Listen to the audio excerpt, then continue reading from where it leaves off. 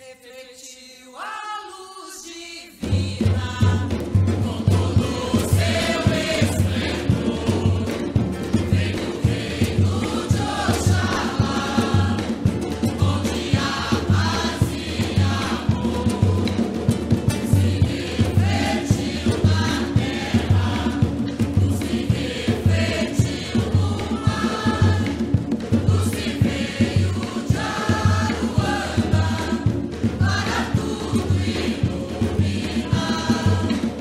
A Umbanda é paz e amor, é um mundo cheio de luz, é força que nos dá vida e a grandeza nos conduz.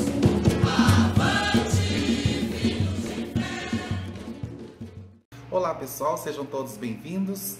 Neste vídeo quero falar um pouquinho sobre a nossa Umbanda. O que significa Umbanda? O que a Umbanda nos traz, nos mostra, o que aprendemos, qual é essa prática da tão falada e curiosa Umbanda. Para muitos é amor, é caridade, é fé, é sabedoria, é felicidade, é conquista, é Deus Oxalá acima de tudo e acima de todos. E outros que não têm conhecimento hoje terão a oportunidade de entender um pouquinho sobre a nossa amada Umbanda. Salve tuas forças, Salve!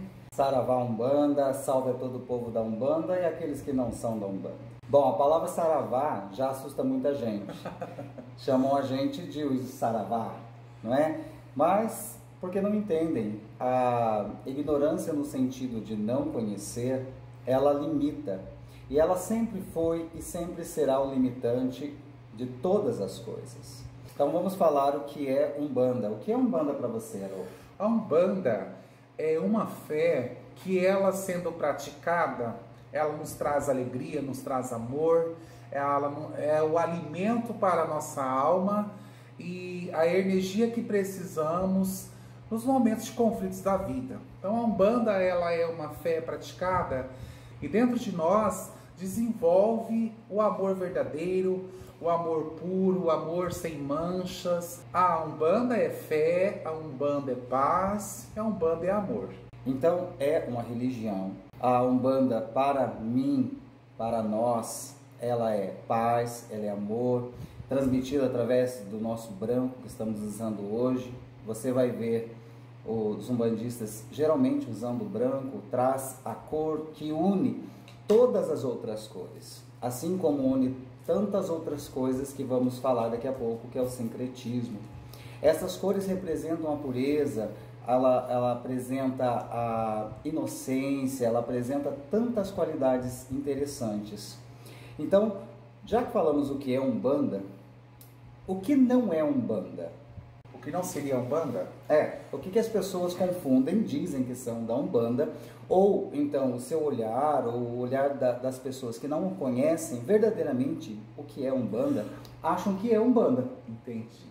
As pessoas têm uma facilidade em olhar para a Umbanda e colocar coisas diferentes dentro da religião que não fazem parte da religião.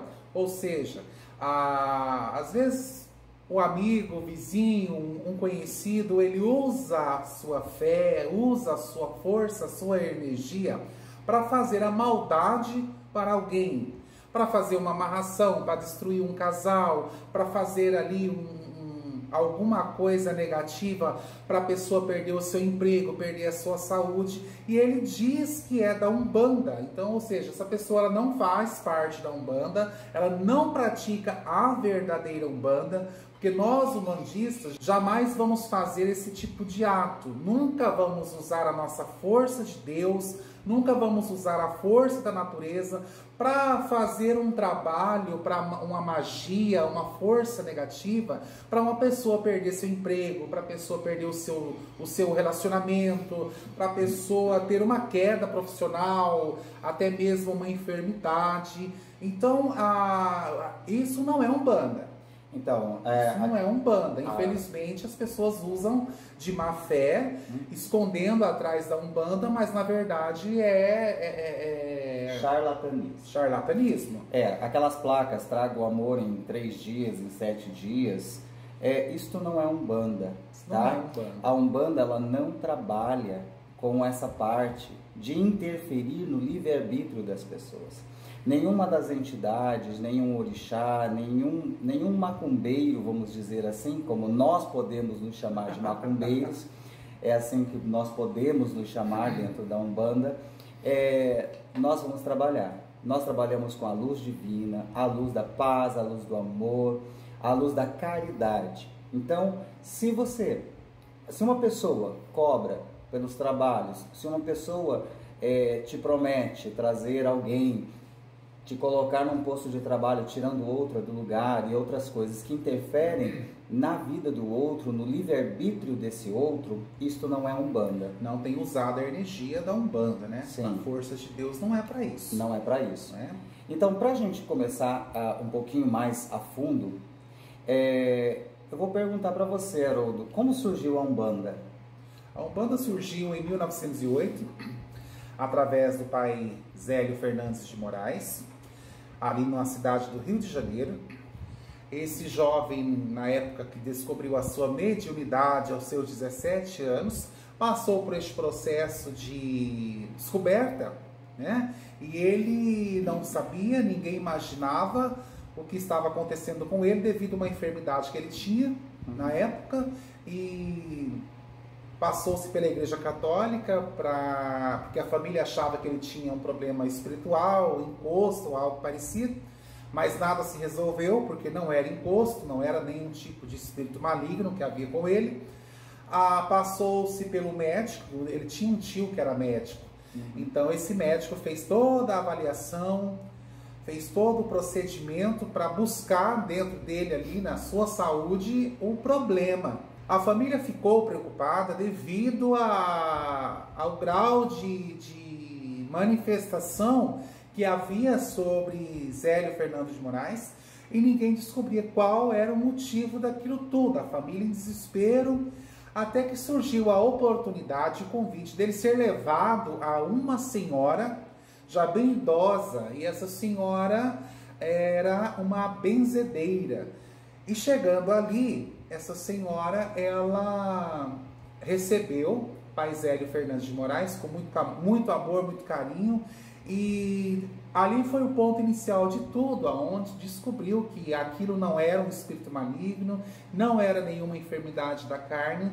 Aquela senhora trabalhava na época com uma entidade por nome de Pai Antônio, Preto Velho Pai Antônio, que foi o mediador, trazendo para a vida de Zélio de Moraes a sua mediunidade, mostrou a ele o tamanho da sua força, o tamanho da sua espiritualidade, já num grau bem avançado. Ele não sabia até o momento, mas aí o que houve, naquele processo de desenvolvimento, já houve ali em Zélio Fernandes de Moraes a manifestação do Caboclo Sete Encruzilhadas, que trouxe a ele uma mensagem, não somente a ele, mas os demais que estavam ali, dizendo que seria uma nova etapa de vida, trazendo uma nova fé, trazendo um novo caminho de luz, de paz, de harmonia, de alegria.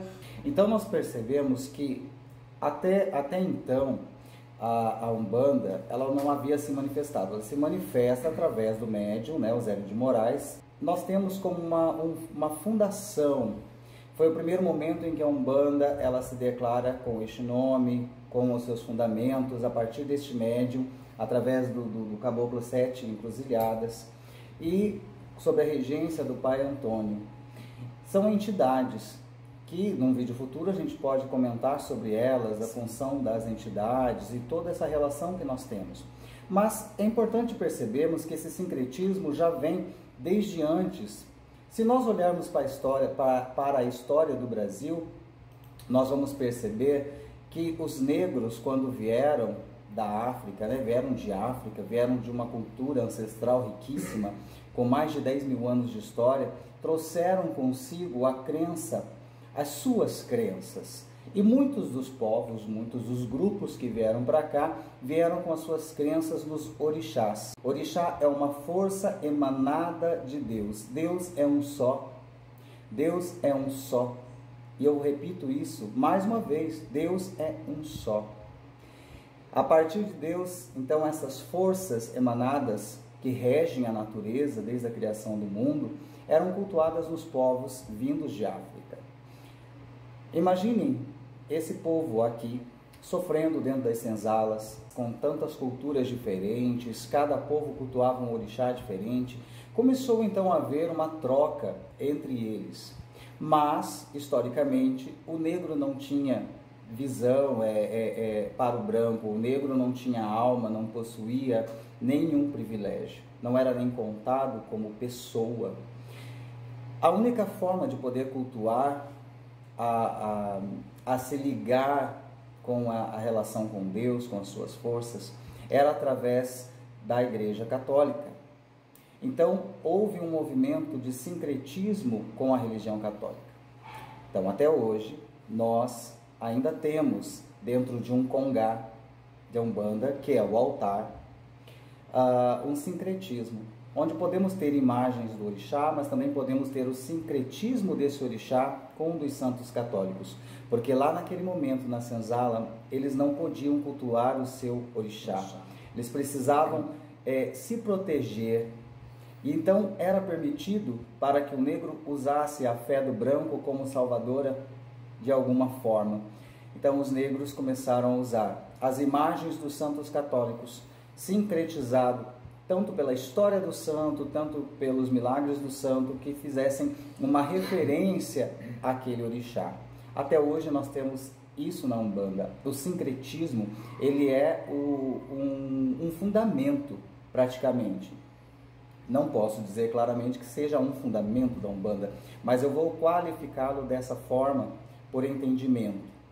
Esse sincretismo entre o branco, o negro e o índio está presente na história da Umbanda.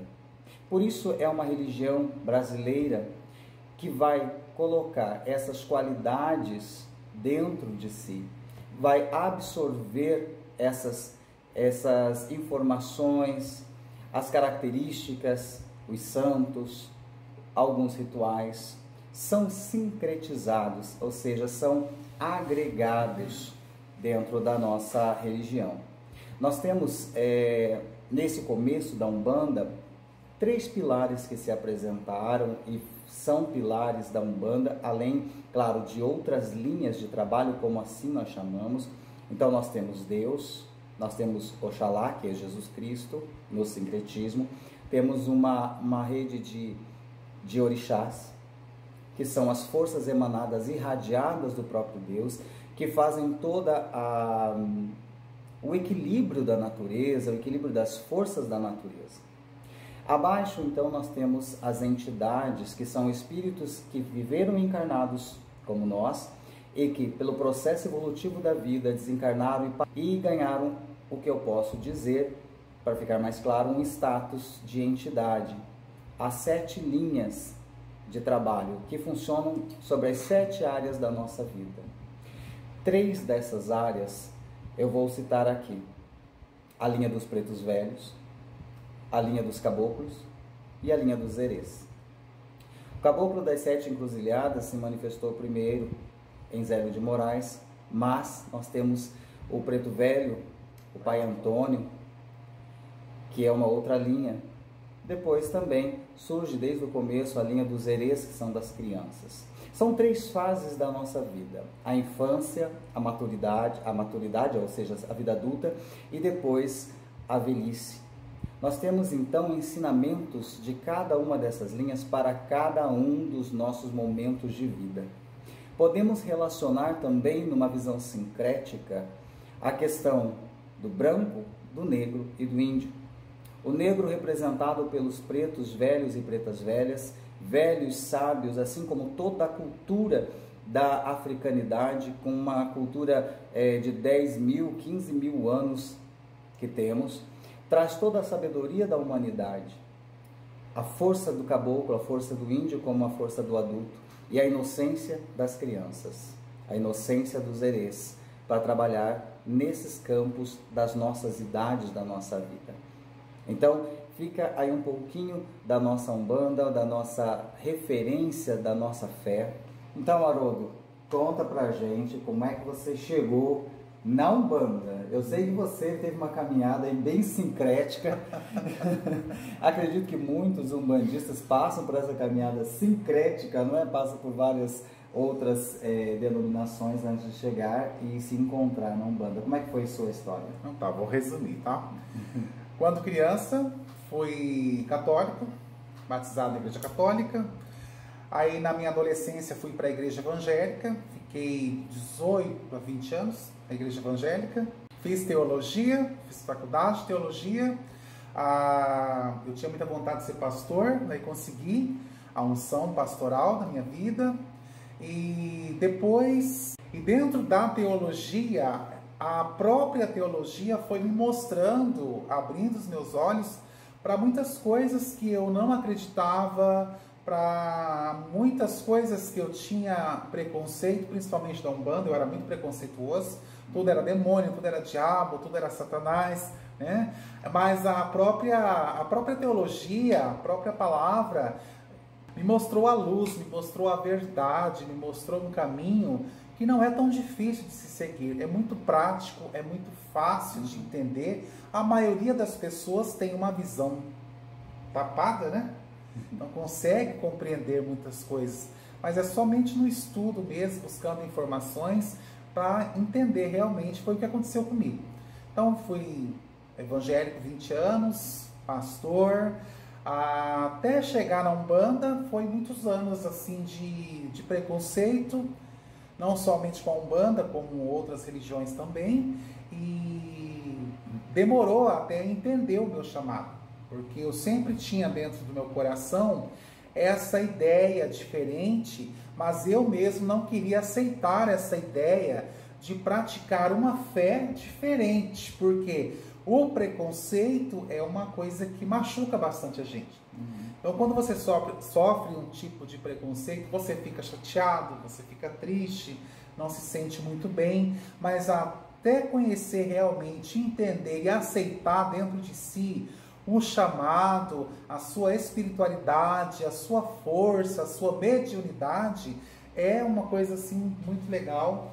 E hoje eu posso dizer, sim, dentro da Umbanda, dentro desse ciclo aí espiritual, eu sou muito, muito feliz, realizado, e acima de qualquer crítica, acima de qualquer pedrada, acima de qualquer coisa, a gente releva isso aí, porque eu sei os caminhos que eu passei, eu sei quantas pedras já levei, já me acertaram muitas vezes, mas isso faz parte, isso é bom para o nosso crescimento, para o nosso desenvolvimento espiritual dentro da Umbanda.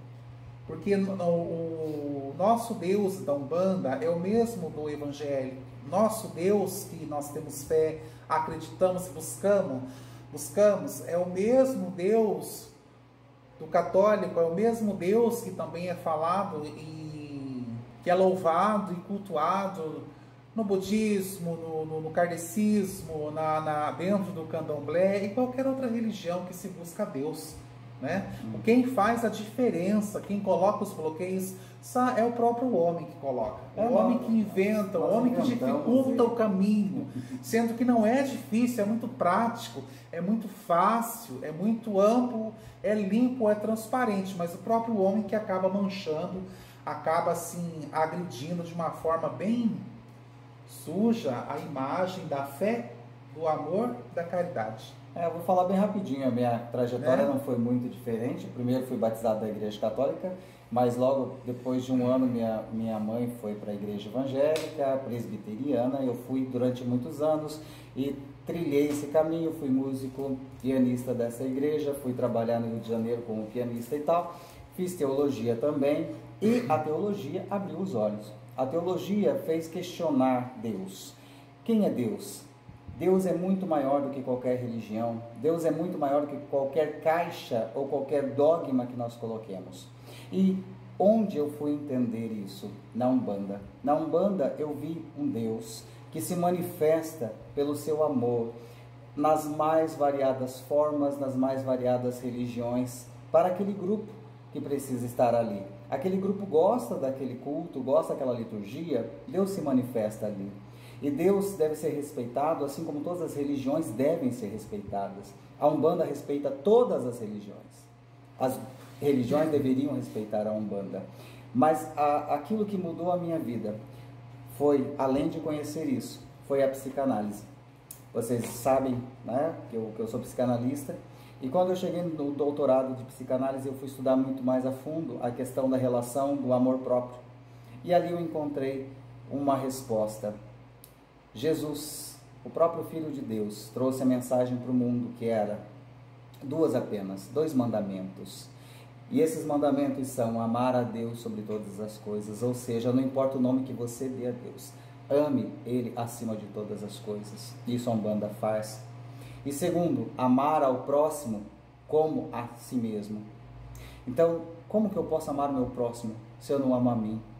Eu preciso me autoconhecer, eu preciso de um espelho, eu preciso resolver aqui dentro primeiro, amar a mim para poder Porque para ser amar o amado, próximo. você não precisa receber algo em troca, Não, né? e isso é muito legal. Não tem Quando- que receber nada em troca. Para Uhum. para você amar alguém, essa pessoa que você está amando, você não precisa receber nada em troca. Ela não tem que lhe dar nada em troca para receber amor. É o que as pessoas confundem hoje. Ama aquele que te ama, mas ama com segundas intenções. Se não tem a segunda intenção em receber algo em troca, já não ama mais. Então já não é um amor verdadeiro. Então aí já não tem Deus no meio do negócio. Então, né?